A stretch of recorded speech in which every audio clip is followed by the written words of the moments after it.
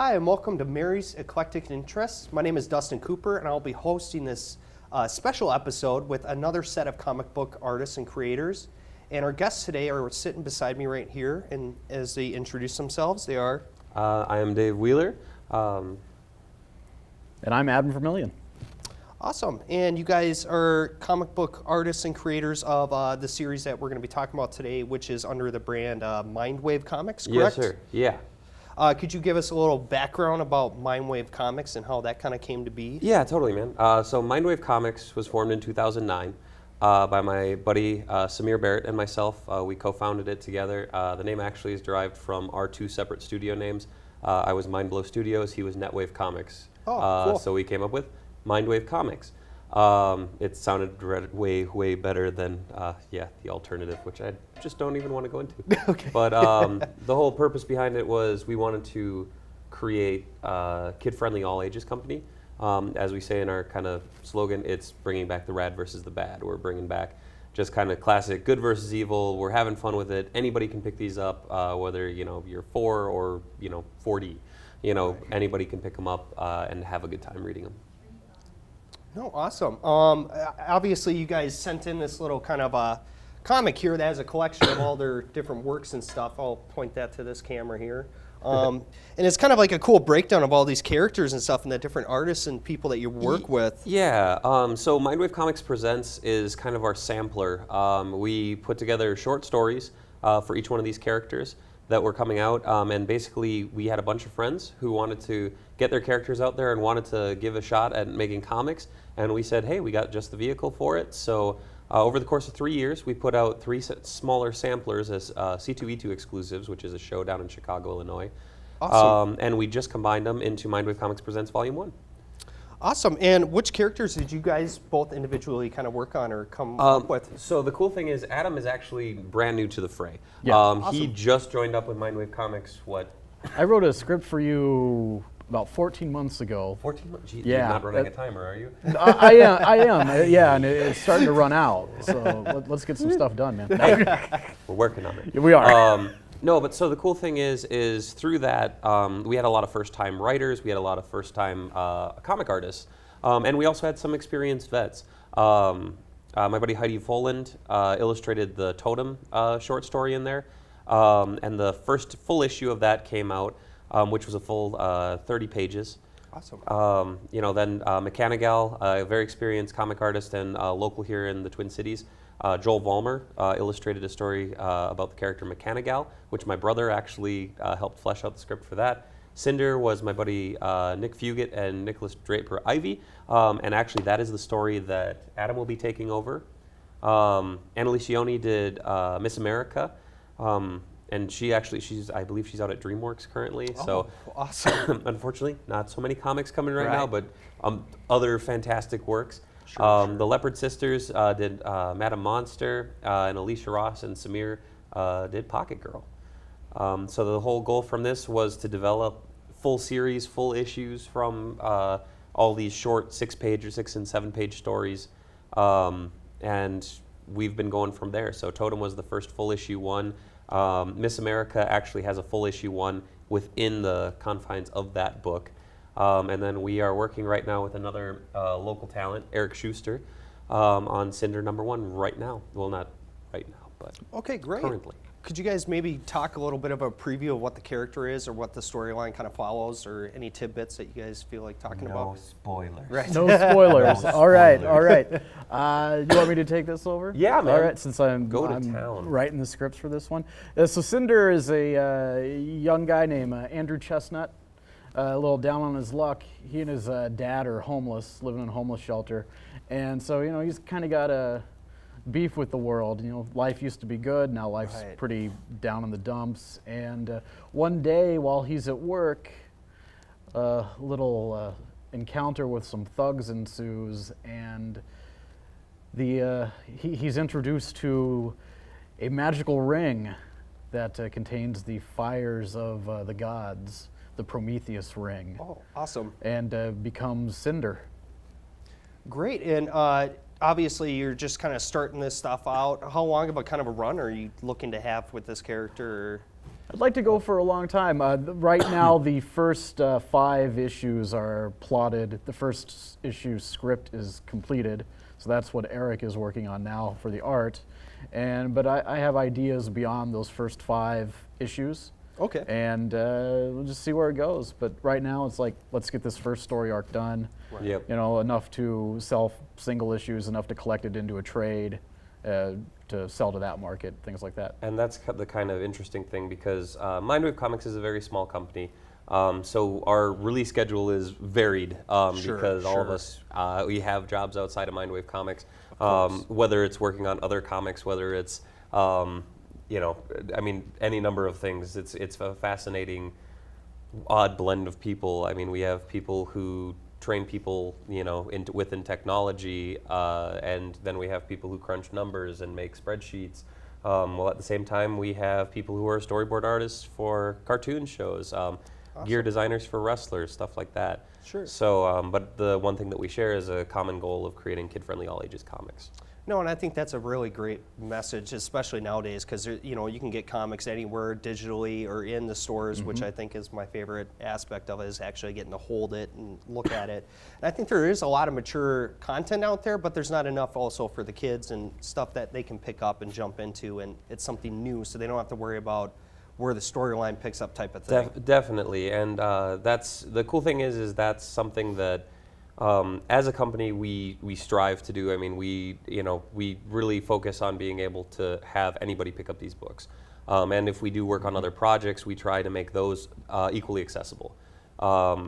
Recently, we finished The Untold Tales of Chikara Volume 2. My buddy Samir and I, we did the anchor story, and I actually laid out the entire book. It's a comic book for Chikara Pro Wrestling, based out of Philadelphia, Pennsylvania. They are basically a live-action comic book with pro wrestling and lucha libre action. Okay. So the cool thing is these characters are larger than life, and they put out these comics to kind of tell the more fantastical elements of these stories. So when the magic hits and everything, I've been a fan of a really long time of them, and getting to work with them, getting to work with the owner Mike Quackenbush, and a lot of the talent there has just been phenomenal because they have the same view. Their show is completely kid-friendly. There's no blood, no guts, no gore, no cursing. It is kid-friendly. In fact, I was at their season finale just a couple weeks ago, and you know there were kids as young as 4 years old. They're wearing lucha libre lucha masks, and just going ape over these guys doing these insane maneuvers. And then at the same time, you have these villains that come out and they're booing them, and it's the same. The same responses we want to our characters. Our characters are just in print. Their characters are real. So absolutely. Yeah. Would you mind going back into like kind of your inspirations for you guys and kind of like previous stuff you've worked on, or just your background a little bit, so the audience can get to know you more? I've been talking a lot, man. Okay. Let's start with you. I'd talk a lot as it is on my show. As far as comics goes, I've been reading comics since I was a kid, a little over 30 years now. My dad bought me my first one, just kind of got hooked, and have never stopped reading. Decided when I was in high school, maybe I'll try writing comics because I couldn't draw to save my life. So, and just, had many attempts at trying to get stuff off the ground as I worked on that and through my 20s, and nothing really seemed to stick. And then started hanging around Dave and being around all the other local comic people, and just kind of got the juices started up again. So I guess as far as influences go, it's just being around all the amazing local talent that we have here in the Twin Cities as far as comic book creators go, because there's a gigantic amount of local creators here in town. Which is fantastic. I mean, and it's one of those things that when you say Minneapolis, Minnesota, people think of the theater, people think of a lot of the just fantastic things about the Twin Cities. But the arts in Minneapolis and St. Paul, in Minnesota in general, are a pretty fantastic thing. Whether it's the underground rap scene or the comic scene or just music and, like I said, theater, it's a fantastic to be a creative person. I think that came out great. But as far as influences and such go, I mean, I have a brother who's 5 years older than me. He would read me comics. My dad would read me comics. you know, it was just one of those things of, I've always been around them. So, you know, I've always been drawing, I've always been creating, and, you know, creating some of these characters was just an outlet for me. You know, is a way to, you know, kind of escape things and just kind of be able to get out of the real world for a second and be able to put something fantastical together. No, I think this is just fantastic. You know, there should be more of this kind of going around because, like I mentioned, there's not enough stuff for kids to get into, and stuff that's like you said, good. There's not going to be cursing. There's not going to be gore, violence, intensity, or anything that, you know, books like The Walking Dead or something like that would have, which again is the complete opposite end of the spectrum. But could you talk about maybe like what you hope you like to do in the future? Is there any other characters that you guys are trying to work, or is it like? I mean, that's the thing. It's ongoing. It's ever growing. The crazy thing is, Samir and I sat down when he was up here for FallCon, and we kind of figured out we have something like over 700 characters that we've created, fantastic. And you get to meet and see a lot of them throughout the books, and there's so many that we haven't even touched on yet, and that's the exciting thing. I mean, we have this mapped out very, very far. It's, you know, again, it's finding the time, finding the funds to, you know, get these printed, get them out to shows and whatnot. Sure. One of the fantastic things, like I said, we wanted to get these in the hands of young readers. We want to keep people reading, whether it's digitally, whether it's physically. And one of the crazy things to me is I've had kids come up to me and actually say, "This was my first comic." Oh, and for me, great. Like mine was Amazing Spider-Man. I beat that comic to death. And to think that one of the Mindwave comic books, specifically Misadventures of Wonder Boy or The Bolt or Untold Tales of Chikara or any of them, could be someone's first glimpse into this field is something that's absolutely amazing to me. And just it gives me the warm fuzzies because that's what I wanted to do. I wanted to get these in the hands of young readers. Absolutely. Could you maybe talk about the process of when you get to meet with other creators and kind of concepting like what you want to do or what they have envisioned in their head? For sure. How that works out. The kind of crazy thing with this is so much of it is derived from Samir's and my brain. And then, you know, we have this basis for a character like Cinder. We have, you know, a little 6-pager in that Mindwave Comics Presents Volume 1. And then we have passionate individuals like Adam here who really, you know, wanted to try their hand at making a comic, or try their hand again at making a comic, and, you know, really moving forward with it. And, you know, we sat down and I said, hey, look, this is the character. This is the feel that we want going forward with them. This is the general direction we want to go. I want to see what you can do. And what, a week later, you had a draft, or maybe 2 weeks? It was about a month. I said about 3 weeks, really trying to wrap my head around how I wanted to break the first issue and where I wanted to take the storyline. Because I was having a real difficult time with how I wanted things to play out, how I wanted the Ring and Andrew to come together without it being like super hokey or too coincidental, things like that. So it was like really thinking about it for a long time as I was like writing down plot ideas and things like that, because it'd been a while, it'd been maybe 8 or 9 years since I had like written something fiction, and I just wanted to knock that first script out of the park and, you know, make Dave happy and have him say, yeah, I want you on board with the studio. So. Well, and that was the kind of fun thing. I mean, Mindwave Comics came about because of a collaboration that started out of a friendship. Again, Samir and I started on Wonder Boy, The Misadventures of Wonder Boy, #1. We both went to school down at Savannah College of Art and Design down in Savannah, Georgia. We were part of the revival of the Sequential Art Society down there. Okay. I had been doing little workshops down there and such, just kind of talking to the underclassmen, going, hey, you know, this is what I've learned in these classes, and this is how we're doing this way, and, you know, this is something that you can take a look at. And then I got to talking with Samir, and he was doing a project where he was just kind of drawing all of his friends as these characters. And, you know, just kind of like everybody all of a sudden had a superhero identity. And he looked at me, and he looked at me, and he saw Wonder Boy, and he's like, "That's you, like that's you, like that." So he drew me as Wonder Boy, And the funny thing is that is how Wonder Boy started. Wonder Boy started out as a journal comic with me. Okay. That's how I drew myself. And Okay. I hated writing and drawing about myself. It was a journal comic, and I really didn't like it. But I liked the idea of a teenage superhero, not immediately going spandex. Right.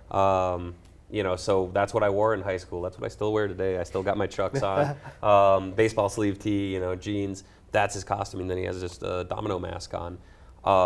That's his superhero costume. I mean, so it was one of those fascinating things of, you know, every so often, you know, when I do shows, I'll forget and like I'll shave this back down into like my old Abe Lincoln chin strap, and it's like, oh crap, because then people are like, that's you. It's like, in some way, didn't help that I named him Dave Whalen, which is actually an inside joke, but. You know, there's a lot. The thing is in all these characters, there's a lot of people from the past. You know, a lot of friends, a lot of family, a lot of characters from my own personal history and, you know, our friends' personal histories. No, I think that comes through too. I mean, even in some of the artwork and stories and characters, like variety is just totally there, and I love it. I mean, like every comic has its own feel and tone and kind of like, I don't know, vibe that it gives off. That I think, again, works for any type of kid, different type of imaginations, you know. Could you guys maybe talk about, like, the difficult process it is, like all the challenges you guys have to face as somebody that's a local artist trying to get this ball kind of rolling? It's fascinating to me because as a local creator here in the Twin Cities, like I've gotten the chance to freelance and I've gotten to work with the big guys. I've gotten to work, you know, doing colors and stuff and inks with, you know, the larger companies, which I'll just leave those off. Right. But we're focusing on indie labels and stuff. But the thing is I found, you know, like when I was a little kid, I was like, oh, I want to work for Marvel, I want to work for DC. But when I got that chance, you know, even to do fill work, it was so exciting to do, but it wasn't as fulfilling as doing this, as putting these characters out there. And part of that challenge is realizing that, you know, like a lot of people are going to look and go, well, why aren't you trying to go and do that? Why aren't you trying to just do work with them? And it's like, like nothing against them. I read tons of their books and I love their companies, but I have so much more fun doing this stuff, creating and getting these into the hands of young readers, and being able to then convey that to kids of, no, you know, you don't have to do it for someone else. You can create something that is your own, you know, that you can make this happen. Misadventures of Wonder Boy #1 has sold over 25,000 copies, and I've pretty much touched almost every single one of those, you know. Thank you. You know, it's the thing though of it's a small indie book. But, you know, we try to make them larger than life. Right. And Adam, I don't know if you want to talk about at this point your own little podcast that you do and how kind of the other artists you kind of talk with and their experiences and stuff. That logo. Yeah, we got the Panels and Pizza podcast. That's the logo, designed by Ashley Hay for Fancy Pants Gangsters is the network that the podcast is on. Okay. And so I listen to a lot of podcasts, and I don't know, after just listening to so much, I decided I want to try my hand at this. I haven't been creative for a long time, but there's still this creative bone in my body, and I want to get out there and try something. I was at that point recently had just become a father, and was like thinking, like what? Yeah, she's very young, and thinking about, you know, what kind of, as silly as it sounds, what kind of legacy can I leave my kid? What kind of like footprint on the world can I leave where she can maybe see where, well, Dad did something fun and did something creative. I can be a little proud of him for this. And so I decided, well, why not try podcasting? And I just, much like knowing Dave with the comics, I happen to know Evan Peterson, who is the head of Fancy Pants Gangsters podcast network here in the cities. I was like, hey, I have this idea for a show. What do you think? And he says, well, I like it. Do a pilot. Okay. And I was like, well, how do I do a pilot? Right. It's like, I don't know any comic book creators, because the idea was wrong. I don't wrong. Because the idea behind the show was, I love pizza, I love comic books. Let's take the local comic creators out, eat pizza, and talk about what they're working on, and shine a spotlight on the Twin Cities comic book scene. And once I got the green light, I was like, well, what do I do? Well, luckily I knew Dave, because Dave works at Hot Comics and Collectibles with locations in New Hope, Richfield, and Jordan. Yeah. And I was like, Dave, I have an idea for the show. Would you like to film or record a pilot with me? And he was back to me within 2 minutes, just was like, hell yeah.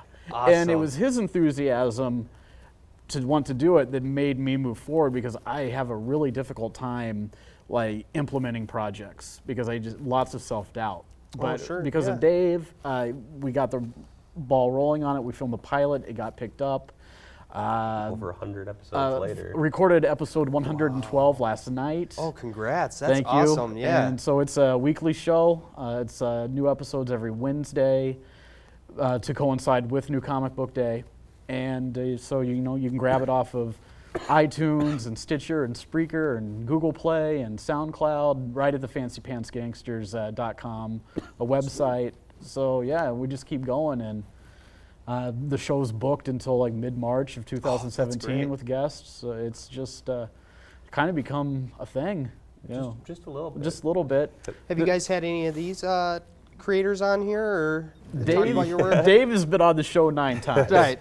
I'm the backup player. Yeah, no, Dave's great. like, Okay. someone backed out. Yeah, we call him Plan D. Okay. And if we have like a last minute reschedule or cancellation with a guest, I know I can count on Dave to be able to free up some time in his schedule to sit down and knock out an episode. And sometimes we'll do a regular episode where we're out and we're talking comics, or just this past week, it was such a late minute notice that he was like, why don't you come over and watch The Flash?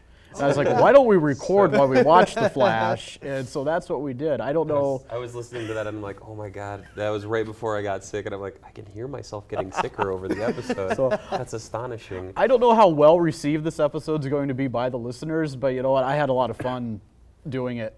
And it was something different. Time, yeah. And we finally got Haggie's Pizza, which we joke about, yes. and had Haggie's on the show. And yeah, but it's been a lot of fun. The show's been going on for over 2 years now. Doesn't seem like. Fantastic. Yeah. Now he knows a lot of comic Yeah, creators. now I know a lot of comic book creators. And there's so much to talk about too Yeah. nowadays, including the definitely. boom now that they're huge in television, movie. I mean, anywhere you look, there's Everything. something. Yeah. I mean, you can't look around and not see something. I mean, Right. it's fascinating to see. Like, I remember, being in elementary school and stuff, and like wearing, turtles, Ninja Turtle stuff, and like Spider-Man stuff. You're like, nerd. Yep. Yeah. Now it's yeah. like used to be an insult. Now it's a Yep. compliment. It's like, You that's awesome. You should have tried being into this stuff in the 80s and 90s in Southeast Iowa. Yeah, it's like, don't you want to play football? I was like, no, I just want to read X-Men, man. So- You don't understand. Chris Claremont, Dave Cogram. Pretty they know much. what's up. Claremont and Byrne, yeah. Yes. Oh. No, I totally understand that. And I mean, like, do you get a sense of that too as you guys have grown up through the years? Have you noticed this boom? Oh, and yeah. Maybe that's the sensibility of why you Definitely. want to have something for kids to jump into? I mean, definitely both of us are, well, he has been a father now for over 2 Closing years. in on 3 years in April. Jeez, that's Yeah. crazy. I'm a brand new dad. I got a 4-month-old at home. So, it's the thing of being able to, look at the world and be like, wow, this is stuff that, we used to get made fun of for. Oh, but now it's yeah. like, wait, this is the norm. This is pop culture. This Right. is what's in. This is what's going on now. And like, that's freaking amazing. I mean, these days you can walk into Target, Walmart, you can buy a T-shirt, you can buy magnets, you can buy, tumblers for your coffee with Yeah. these characters on it. Where, especially like when I was You used to have growing to up, put stickers on. you'd have to do stickers, or you would really have to go to a larger city To to a find comic something. book shop to Right, find right. merchandise like that. And now it's everyday things that you can go to Target, Walmart, wherever and buy this stuff. And I never once thought I would ever see that. And that's the growing up. fascinating thing, like Adam had mentioned, like you had mentioned, I do work at Hot Comics and Collectibles a couple days a week, which is a local comic store chain here in the cities. The cool thing is being in the shop and seeing the audience. Like, we have people Right. who are 75 years old coming in to pick up Amazing Spider-Man, right next to a 9-year-old coming in to pick up Amazing Spider-Man. Same thing with these. We have these books on the shelf there. We have a local creators area, much like a lot of the shops here in the cities. But you see kids like going in and checking it out. We have a kid-friendly section specifically to encourage young readers. Right. And that's the neat thing is we're really, really pushing for that next generation to really keep carrying this on. And yeah, hotcomicsandcollectibles.com. Yeah. I think you guys are doing obviously a phenomenal job with like the characters, the what you're doing on the podcast scene, getting to talk to people, getting their voices heard and kind of read out there, even in Hot Comics, interacting with people. Oh, yeah. I mean, just it's great. And I remember even when I was a younger kid, where I lived, I didn't have a comic book shop. I think Shinder's was around at the time, and those kind of closed down. But like now, how has it been for you guys with the digital scene? Have you guys messed around with it, or are you kind of like not yet? We don't want to mess into it. I actually know a lot of folks that work at Comixology and such, and like that's one of the premier digital comic distributors. And the thing is I know a lot of people are switching to digital, but still buying physical, just as many physical books. They buy them for convenience with digital, and then they buy them for their collection, physically. And it's been fascinating to see, we'll have some people drop some titles or whatnot and be like, well, I'm picking it up digitally, but then they come in and pick it up and trade, so that they can have that collection, which is cool. I mean, it's a different way of collecting now. It's just kind of fascinating to me. I don't do the digital thing. I have a very difficult time handing over my money for some. Holding it. Yeah, I like holding it in my hand. What I always like to say is I like a tactile representation of my money being exchanged. Oh yeah. Yeah, I want a product. I don't want a PDF on a tablet. I want to be able to have my copy of, going into bragging here, my copy of Daredevil #1, autographed by Stan Lee, which you can't take your iPod or iPad and go like, hey, autograph this screen. Right. For sure. Yeah. You can. It's not nearly as cool though. And I think it's really cool that people can get these things digitally. They don't have to worry about bagging and boarding after they're done with things. They don't have to worry about the storage and filing and all of that is involved with the hobby that you don't really think about until you get into the hobby, about how much time there is to taking care of physical books. So I could see where if somebody doesn't want to have all of this stuff just sitting around their house, the digital really is the way to go. But I don't know if I'll ever make that leap, just because I'm a creature of habit, I guess. No, sure. I'm the same way. I'm a physical copy guy. But say we're running out of time. I just wanted to thank you guys again for coming on. And if you want to tell the people where they can find your work and stuff one more time. mindwavecomics.com. We have a virtual store through there. We also have apparel and stuff through our Redbubble site. Support your local comic shop, hotcomicsandcollectibles.com. Support any of the local comic shops. They're all awesome, but I'm a little particular to Hot Comics. Biased. Yeah, for me, you can find Panels and Pizza over at fancypantsgangsters.com. There's also a Facebook site you can check out. Not very much of an updated Twitter, but Facebook is where the updates are happening. New episodes every Wednesday for download or streaming. So that's where you can find me. And eventually on mindwave.com, because Cinder issue 1 will be available, hopefully soon-ish. God willing. Yeah, let's do it. So thanks again, guys, for joining us for this special episode. And again, this is with Mindwave Comics. And thanks so much, Adam and Dave. Oh, thank you, Dustin. Man. It's been a pleasure. Awesome.